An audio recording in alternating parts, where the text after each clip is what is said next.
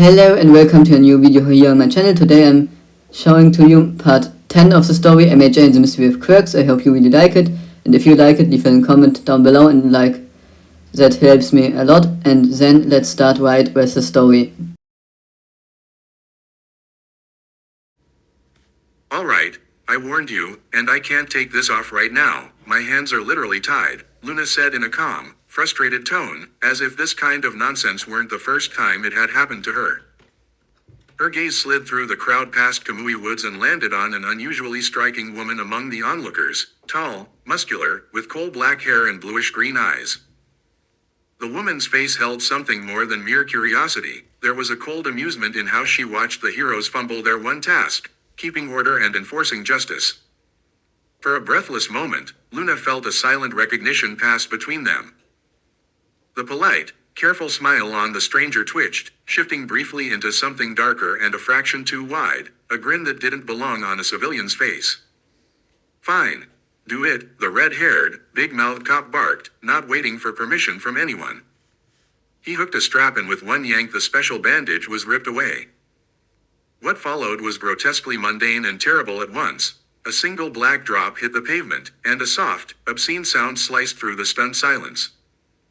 "Arg, my hand," the arrogant officer screamed as skin separated from flesh and dissolved into a tar-black, viscous substance. It ate through tendon and bone in seconds. He didn't even have time to faint from pain before the dark ooze slithered from his fingers and dripped onto the ground. "What the hell? How are you doing that? Stop it, now!" Death Arms shouted, bewildered. By all logic, the quirk-suppressing cuffs should have made Luna powerless. "I did warn you not to touch it," Luna replied, shrugging as if annoyed at having to explain herself again. "I can't do much more. You should hurry. Based on the blood and the way he's writhing, he's got maybe 10 minutes. If you touch the blood, it'll affect you too, Death Arms, or even our wooden friend over there. My blood is highly toxic, corrosive, and extremely dangerous, as you can plainly see. No, I can't stop it, otherwise I wouldn't have had to keep a metal dressing on it, in case you missed that. If you want him to live, someone hurry and open my handcuffs so I can put the bandage back on and stop any more people from getting hurt or, well, losing limbs." She kicked something meaty aside with her foot, a relic of the shredded hand, and it dissolved into black foam within 2 seconds. "That's not over, villain," Death Arms warned.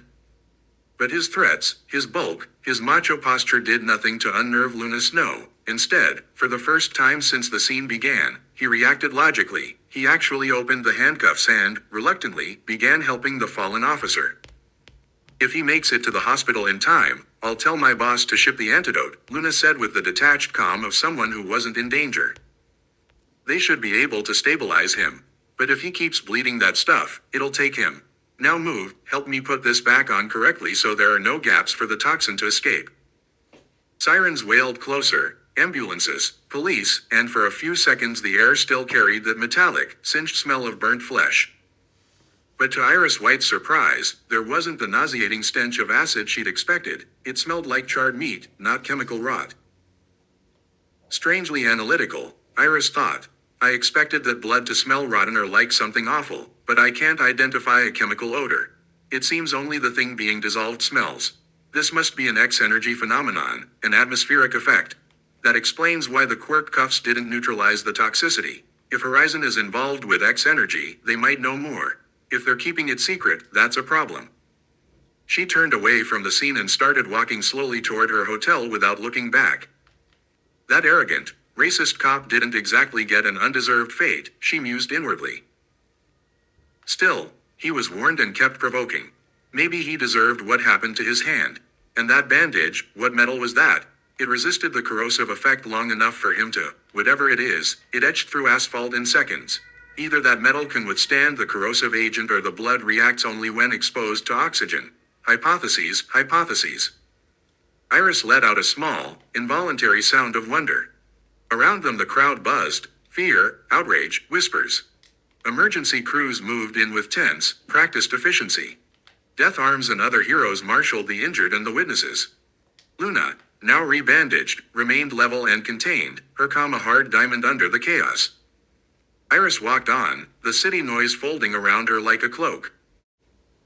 Chapter A time capsule and a surprise from the past, but when the heroes Death Arms and Kamui Woods, escorting the suspected villain Luna Snow along with the police, brought her in, the alleged criminal proved astonishingly calm. Please, somebody wake me when we get there.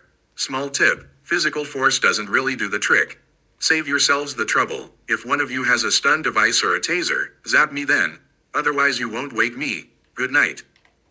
Luna said with the relaxed, untroubled tone of someone utterly certain nothing bad could happen to them. I don't think you understand the situation you're in. You're suspected of attempted murder.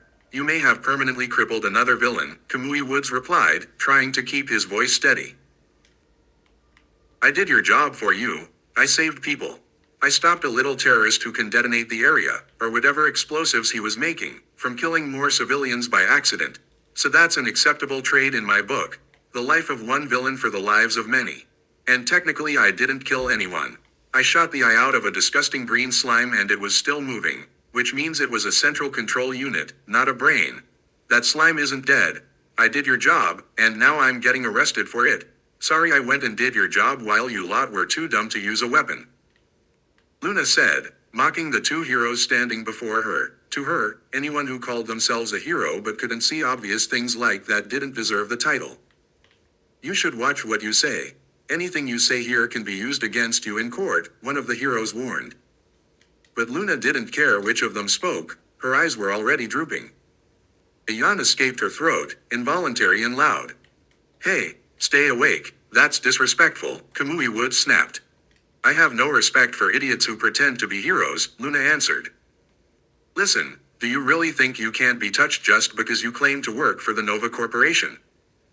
Death Arms demanded, trying to make himself look imposing inside the cramped police van as he loomed over the arrogant, dark-skinned young woman. Oh, I'm trembling, Mr. Death Arms. Ha, very funny. I'm afraid I'm going to disappoint you. You don't scare me. I don't think you have the aggression problems necessary to actually kill me. And I'm not afraid of you because that's not even up for debate. You can't hurt me, physically, economically, or with words. You are, in every sense, utterly powerless. So go ahead and forget about threatening me. It's a waste of time, on your part. And if you check my file you'll see I have Asperger's. I have an impulse control disorder and I always blurt out what I think. So consider that an excuse for my cheekiness. Now, really, good night. With that she closed her eyes completely, and suddenly her body went limp, her head slamming against the metal wall of the van with a dull thud. Her breathing stayed steady. She simply slipped into a deep sleep in the middle of the tense situation. For a second the whole thing felt absurd. Kamui Woods and Death Arms were left speechless. Even when Death Arms tried to wake her, it was no exaggeration to say she slept like a plank. Minutes passed and their attempts escalated, but there was no reaction from the sleeping mutant. She remained placid even after a slap. The slap apparently hurt the hand that struck more than it did her. God damn it. What is she made of, and how is this possible? How can she be so resilient? Is she a congenital mutation? Can her body really be that dense that she feels none of this? Death Arms demanded, bewildered. Do we really have to shock her with a taser? He wondered, casting a pleading look at his partner.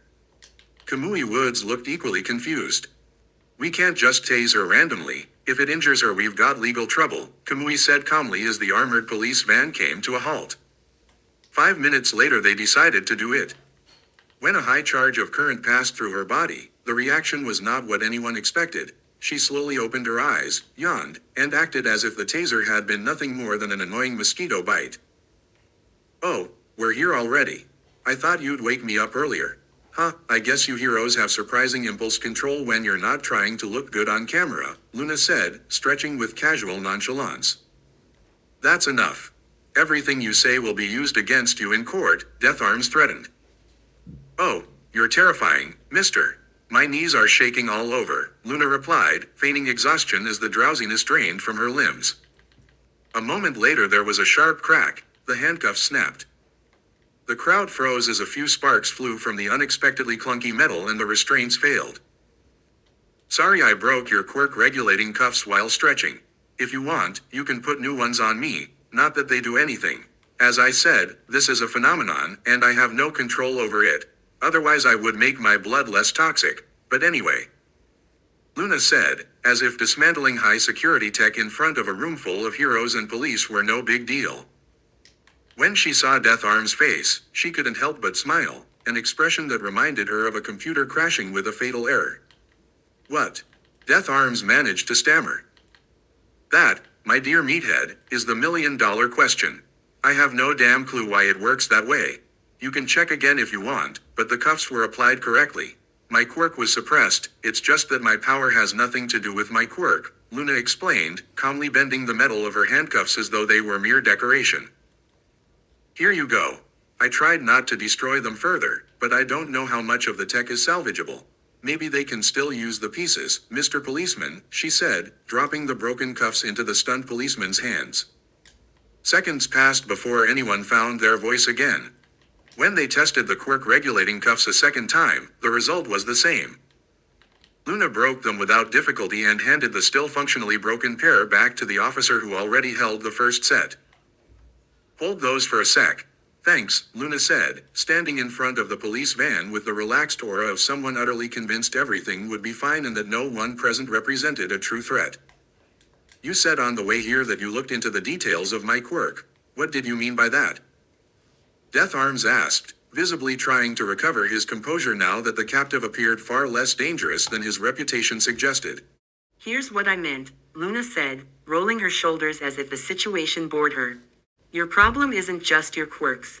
It's everything around them. My boss hired, 3 programmers, paid them pocket change compared to what you heroes burn through in equipment. They built a simple AI, nothing fancy, just something that crawls the internet and collects whatever is public. News clips, interviews, fight recordings, social media posts, anything you people throw out there without thinking. The AI sorts the data, connects dots, builds profiles. Quirk functions, weaknesses, fighting habits, real names, home addresses, family members, all of it. And before you ask, no, I didn't code it. I can barely write a command prompt without breaking it, but apparently you don't need to be smart to get your information. You just need the internet and 3 nerds willing to write a half-decent script. Death Arms felt his jaw clench. That's not possible. Hero data isn't, it is, Luna cut in, voice flat. And it was easy. Honestly, I'm shocked you're still alive. I really thought heroes would drop like flies the moment even one villain had 3 functioning brain cells. I mean, seriously, your identities are practically gift-wrapped. How have none of your enemies walked into your houses at night? How are your kids not already dead? I assumed you all had some secret protection system, but nope. Turns out you're just, unbelievably lucky. Kamui Woods stiffened, branches tightening around Luna even though she wasn't resisting. You're exaggerating. The hero system isn't that careless. Luna blinked at him with slow confusion, as if his denial physically hurt her. Weren't you listening? My boss didn't hack anything. Didn't break into any secure hero database. Everything is from public information. Public, as in, you put it out there yourselves. If villains had any strategic sense, your so-called safe identities would have lasted maybe 2 days. Death Arms opened his mouth again, but whatever argument he'd prepared evaporated before it reached his tongue. The realization dug into him with ugly weight. He knew some heroes hid their identities, but many, himself included, didn't. It was tradition, normal, expected. And yet, confronted with the facts, it suddenly seemed insane. You claimed you know our identities, Kamui said, voice taut now, less confident. But why does that matter? We're trained, we're prepared. Luna stared at him like he'd just declared the earth was flat. Prepared? For what? Someone mailing you a bomb, poisoning your tea, attacking your spouse while you're out playing hero. I swear, I'm genuinely impressed any of you reach retirement age. Neither hero spoke. The silence had weight, uncomfortable weight, something neither of them could easily deny anymore. Well, Luna sighed, stepping out of the police van as if the conversation had exhausted her more than the taser. If you don't believe me, you can hand me my phone back. I'll recite your information right here, addresses included. You're not getting your phone, Death Arms said too quickly, too forcefully. His voice trembled in a way he hoped no one noticed. Suit yourself, Luna replied, lazily. You already know I'm telling the truth. A ripple of unease spread through the officers around them. None of them had expected the supposedly dangerous villain to expose a weakness in the hero's system so casually and so convincingly. And yet, despite the tension, Luna looked entirely untroubled, almost amused, standing before the police station with the same relaxed confidence she'd shown inside the van, as if everyone present were a minor inconvenience rather than a threat.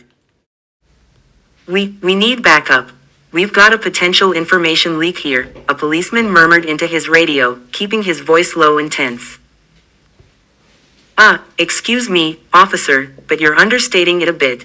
This isn't just a leak. It's a huge data hole. Technically, it's not even a crime, just efficiency. Point an AI at the internet and scrape publicly available data. Strictly speaking, that's programming, not felony work. I only tell you because it's strategically stupid on your part, given that anyone could do the same, Luna said, her voice calm, measured, like a still lake that refused to ripple under the chaos of officers gathering around her. Her posture, unyielding and relaxed, suggested a complete absence of fear, the confidence of someone aware that nobody in the room could truly threaten her. Even as more officers arrived, voices raising in uncertain agitation, she remained composed, surveying the scene with quiet curiosity.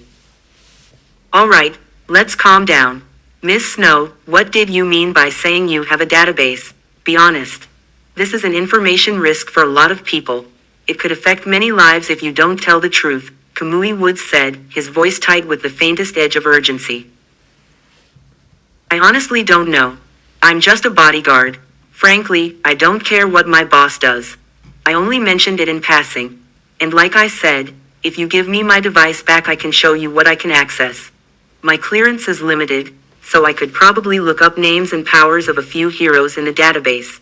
But plans, how it was built, what my boss intends, I don't know.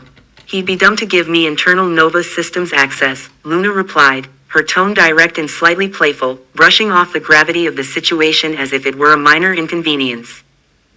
She glanced at Kamui Woods and Death Arms in a way that was observant but not confrontational, and though her words acknowledged the database, she left no uncertainty about the limits of her own knowledge.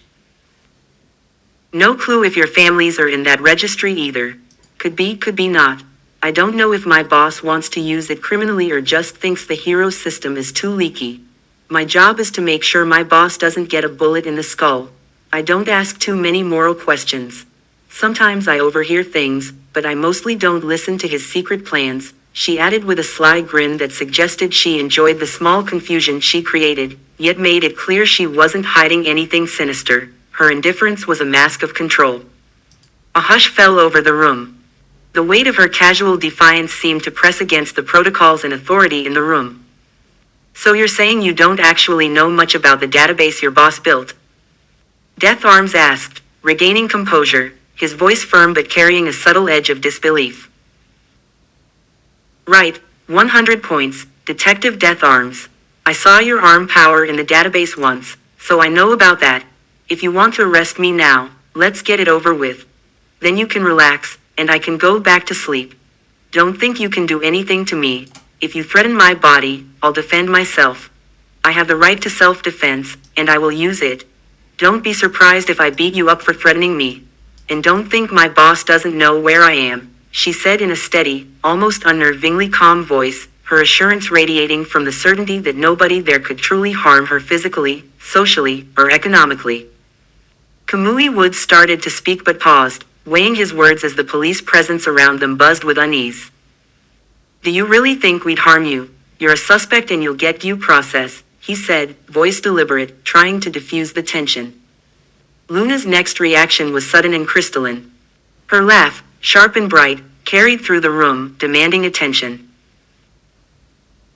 Ha ha ha, I can't believe you actually asked that. Of course I think you might lose control. You just arrested someone who did your job for you. Of course I think you can be as bad as the villains you fight. I could name a handful of examples, but you wouldn't believe me. I'm a villain, right? So everything I say must be a lie. All your bias is obvious. Look around you. You're blind to the hostility aimed at me even though I could hurt any of you. Which would make no sense. I suppressed my quirk voluntarily. That doesn't mean I can control everything about myself. You saw that my power isn't tied to whether my quirk's active. it's my body, not a mutant quirk. The cuffs worked, so call Shota Aizawa, Eraserhead, he'll confirm my quirk was deactivated. I'm calm because there's literally nothing here that could genuinely hurt me. Both Kamui Woods and Death Arms exchanged brief, subtle looks of concern.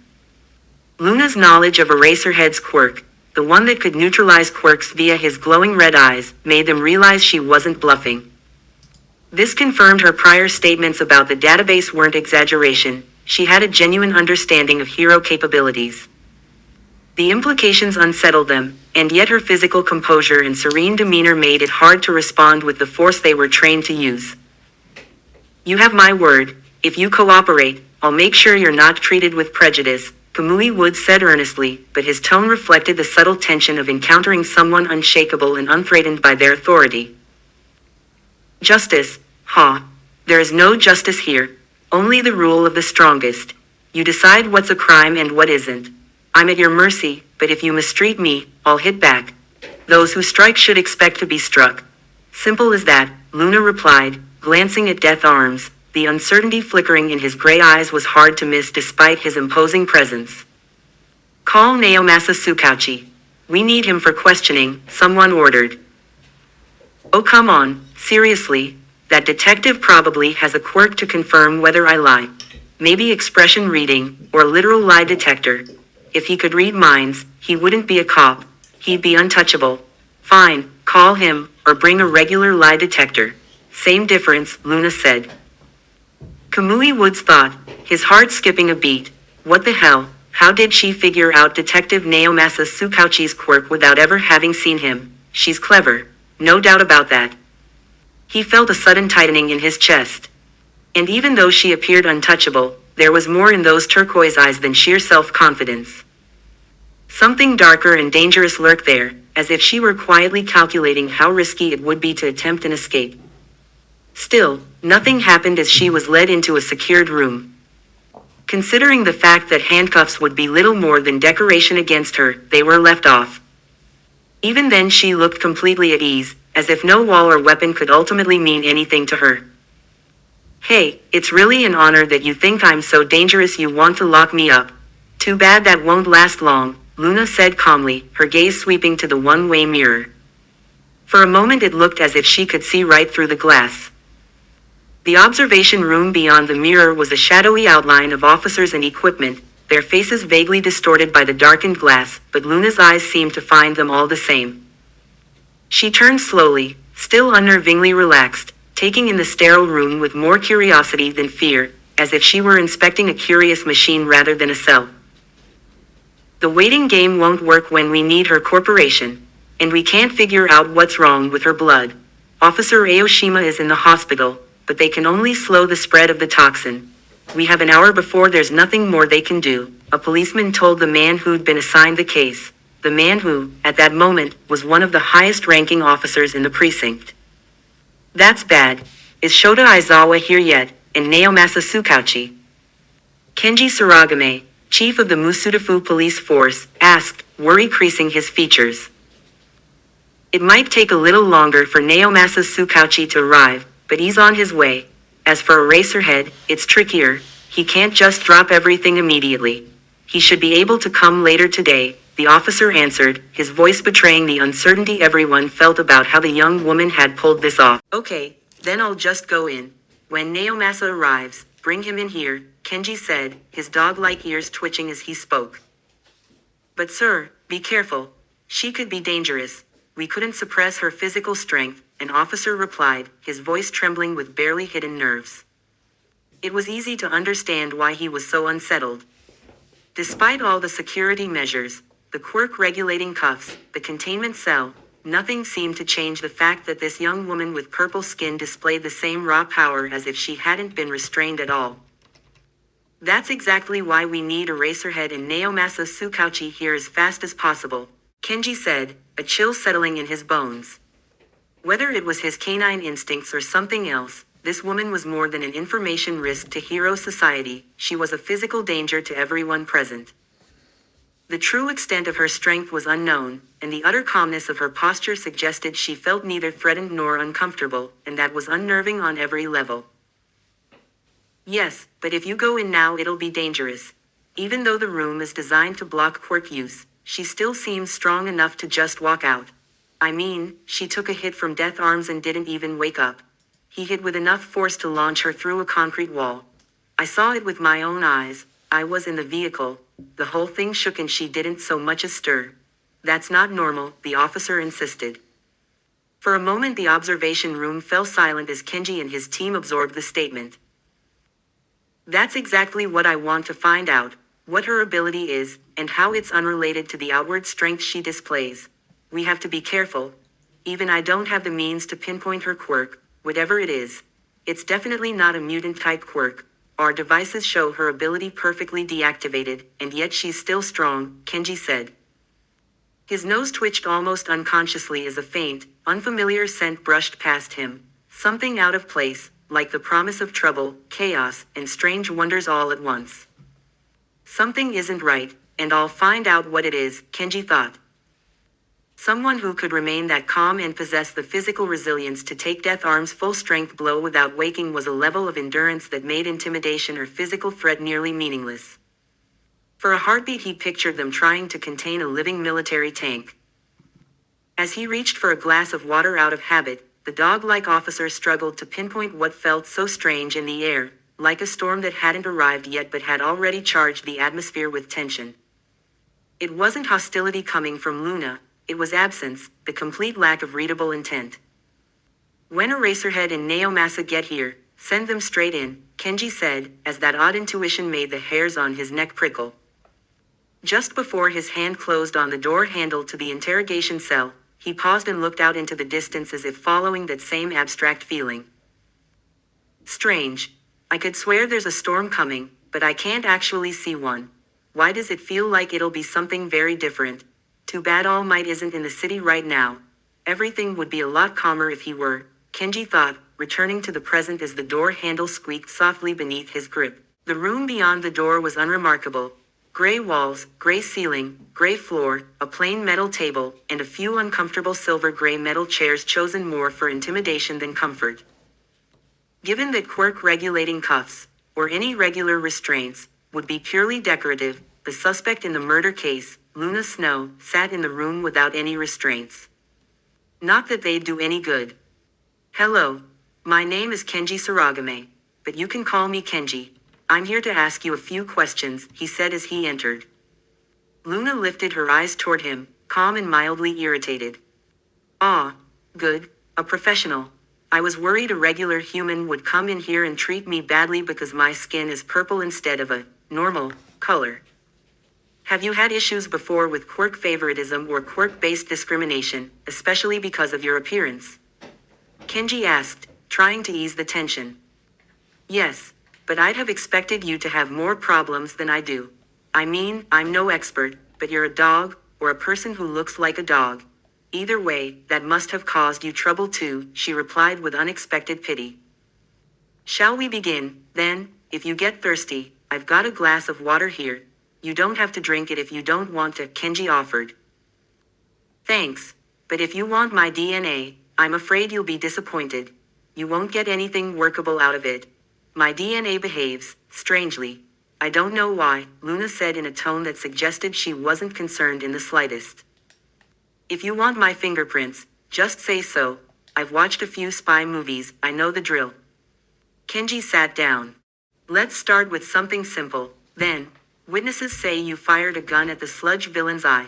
Why? Oh, that, Luna said, her tone calm but tinged with mild irritation. I was just doing my job. For the police, really. There was a boy, a small terrorist, using his quirk recklessly and hurting a lot more people than the slime guy ever did while he was trying to stop him. I had to act. The slime villain was in the way, so I aimed for his eye. Didn't even kill him. I just made sure the real problem, the one causing the damage, didn't keep hurting others. Kenji blinked, trying to process her casual delivery. So you were essentially taking over law enforcement duties. Exactly, Luna replied, folding her hands on the table as if the matter were perfectly ordinary. Someone had to make a choice in that moment, and it was obvious to me who posed the real threat. I just intervened. Before Kenji Saragame can ask another question, The door squeaks open and Eraserhead, closely followed by Detective Naomasa Tsukauchi, steps into the room. Their presence fills the small observation space and raises the tension instantly. What pulled me out of bed for this? Someone who actually needs my quirk used on them. Aizawa asks, his voice flat and tired. That would be me, Luna answers, rolling up her sleeve. Nobody believes me when I say my body produces toxic blood on its own. They want to charge me with murder because my blood acts like acid. If you apply your quirk to me, I can prove this isn't something I control. She pulls the metallic, silver strip from around her forearm to expose a small cut. Aizawa's gaze travels over her in a quick, professional sweep.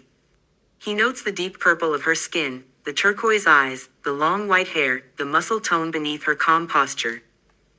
She doesn't look afraid, and that registers as unusual to him given the room's lineup of officers and a pro hero. You know my quirk and what I can do, he asks, more an observation than a question.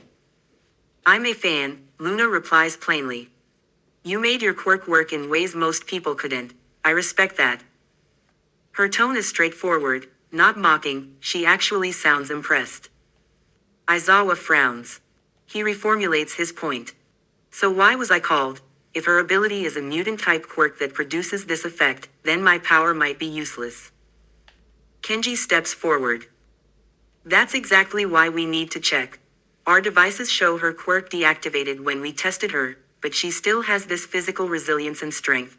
We turned off the quirk regulating field in this room so you could use your ability. We need to confirm whether your power affects her. His voice is calm, but his concern is clear. Luna nods. The metallic wrap comes off. A single black droplet falls from the cut and hits the concrete. The droplet hisses and begins to eat at the floor, carving a shallow, smoking pit before anyone can react. Then the bandage is back in place and the traces of the droplet fade as if they never were. See, I didn't use my quirk, Luna says. My blood does that on its own. How is that possible without a quirk? Aizawa asks, the question echoing what everyone in the room is thinking. That's the million-dollar question, Luna answers. I don't know why it's toxic. On the plus side, I don't get sick. On the minus side, plastic can't hold it and transfusions are a nightmare. She speaks in a factual, quiet way that makes her seem more matter of fact than frightened. When Aizawa moves to nullify quirks, Luna lets her hand press into the metal table. Her fingers sink into the surface as if it's soft, the hero steps back on reflex. Kenji takes a breath. Now that we've confirmed this isn't her active quirk, I have more questions, if that's all right. Go ahead. I'm open, Luna replies without hesitation. Who are you? Where were you born? Any family we can contact? Kenji asks, setting his hands on the table. I have no living family, Luna says. You should have my file if you contacted Nova Corporation. Her voice is steady, but for a fraction of a second her expression tightens, something like fear crosses those turquoise eyes and vanishes. Naomasa notices the micro change. His years as a detective make him sensitive to small tells. He mentally flags that detail. It's a pity you have no relatives, but since you didn't use a quirk and no one died, we can't charge you with murder or illegal quirk use. Do you know why your body remains so strong even after your quirk was suppressed multiple times today? Naomasa asks. I haven't found any scientific explanation for the oddities of my body, Luna answers evasively, keeping her words measured. Kenji shifts the subject. Why did you admit to owning a database of secret identities and powers for heroes in Japan? I thought you people needed a reminder that anyone with programming skills could train an AI to scrape public data, Luna says. I don't know what my boss intended with it.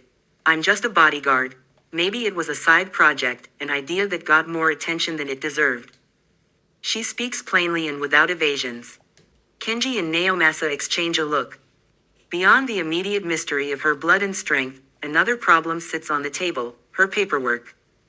She turned up in Egypt and, for a time, had no records at all. Her identity didn't appear in any databases until recently, as if she had materialized. That gap in her files makes the whole case harder to place and keeps the officers on edge. Naomasa leans forward. Do you know what our quirks are? Specifically mine, yes, Luna replies. Your quirk detects lies. I deduced it by process of elimination. If you could read minds, you would have reacted differently. You didn't, so you detect truth and falsehood. You can probably tell by my voice whether I'm lying even without touching me. She continues in the same plain manner. People rely on quirks too much and think less. That leaves gaps for someone who plans. A simple setup, explosives, an AI, a programmer, a remote trigger, could take out a hero. That's why making yourselves public is risky. If just one person in 100 actually thinks strategically, it's too dangerous. She's smart.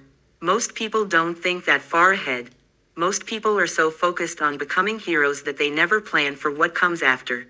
But why do I have this feeling that Nezu would want to solve this puzzle? I should tell him where I am, Aizawa thinks as his phone starts to ring. The ringtone slices through the room's tension like a knife through butter. I have to take this. It's Nezu, Aizawa says, knowing well that nothing involving Nezu is ever trivial. Nezu, the third most influential person in the world, Luna says, stifling a yawn and stretching. That must be important, then. She adds lightly. You know Nezu. Aizawa asks before answering the call. Yes, I know him, but only by reputation, Luna replies as Aizawa lifts the phone to his ear and steps briefly out of the room. For a second there is a hush. The two officers exchange a glance. Suddenly the atmosphere of the room subtly shifts. One more thing, what did you do before you worked for Horizon? Naomasa asks, noting the tiny tension in her muscles. I was traveling, Luna answers, her gaze drifting toward the one-way mirror. A heartbeat later the door opens again and Aizawa returns to the room. You'll want to see this, Aizawa says, his tone changed as if the call has altered his expression. What is it? We're busy here, Kenji replies, though Aizawa's voice has made him suddenly alert. Not long now. Horizon CIO wants her back, and that's not all. Something else was found. It's connected to the incident in Egypt, Aizawa announces, the information rolling through the room like a cold wave. Aizawa and the others notice Luna flinch slightly at the mention of Egypt. It's not a look of guilt the way someone would show remorse, it's fear, a small sharp fear of something bad. Okay, stay here, we'll be right back, Naomasa says, aware this won't be as simple as it sounds now that the case ties back to Egypt. For a few seconds silence hangs in the room, and just as the darkness of waiting begins to stretch, the door opens once more. Kenji peeks in with his dog-like features softened. You can go, he says. How did that happen so quickly? Luna asks, rising. That's mainly because you technically didn't break a law. You didn't use your quirk, and we can't hold you here long. You already saved a few lives, Kenji replies, his voice loosening, and besides, you only hurt one villain, he's recovered. His tone is relaxed, almost casual. What about the database? I thought you still wanted to ask me about that, Luna says, surprised. Yeah, that's sorted. If you only collected public data, it isn't that bad. And it wasn't you who did it in the end. It was Horizon. I can't handcuff a corporation. So you're free to go, he says, ducking his head and disappearing back into the corridor. The commotion out in the hallway is impossible to ignore, voices overlap in a rush. When Luna steps out onto the polished station floor, she is struck like lightning. Everywhere she looks, the same symbol blazes across holographic monitors, phones, and devices. That is, she breathes, her heart picking up pace. Phoenix, Luna thinks as dread tightens her chest, she knows exactly what that means. The legacy of the Demon King, or more precisely, the Demon Queen. And that's it for today. I hope you really liked it, and if you liked it, leave a like and comment down below. And if you want to see more of the story, you can leave a comment down below and leave a like there so I can see my stories to your taste. And then if you want to see the next video the newest video uploaded, you can click on the left side of the screen. On the right side of the screen you can see now the playlist where you can watch all the parts of the story. And then I hope you had a lot of fun listening to the story. Until next time, take care and goodbye.